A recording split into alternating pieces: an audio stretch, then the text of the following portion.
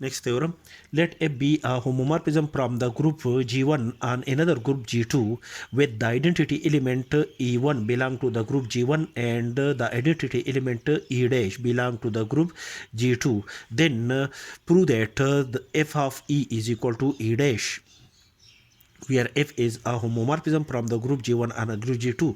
And the second portion of this theorem to prove that F of A inverse is equal to F of A is a whole inverse for each A belong to the group G1.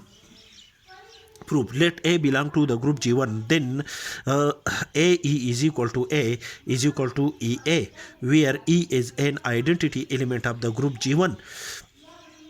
Apply the function f on the above equality. We have f of a is equal to f of a is equal to f of ea, and f of a is equal to f of a multiplied by f of e, and f of ea is equal to f of e multiplied by f of a, because the function f is a homomorphism from the group G1 and a group G2.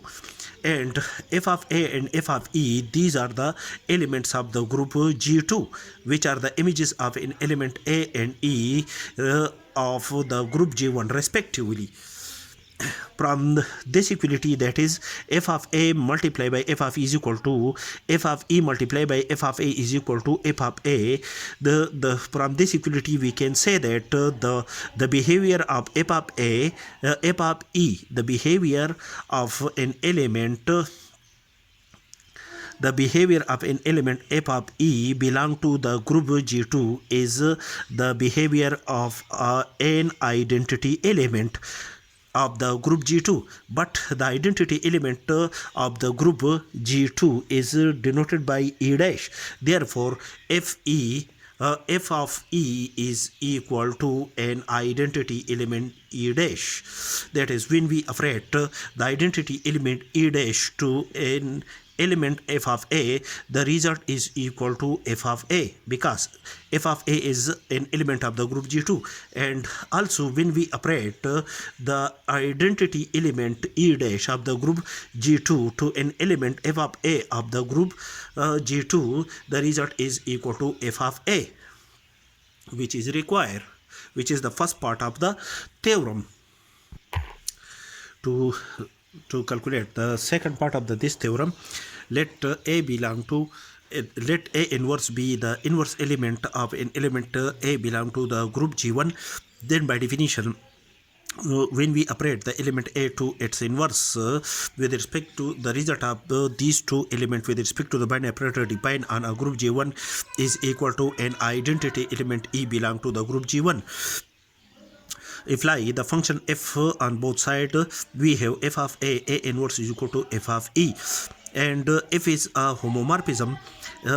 Therefore, f of a inverse is equal to f of a inverse is equal to f of e is according to the part first, f of e is equal to e dash, where e dash is an identity element of the group G2,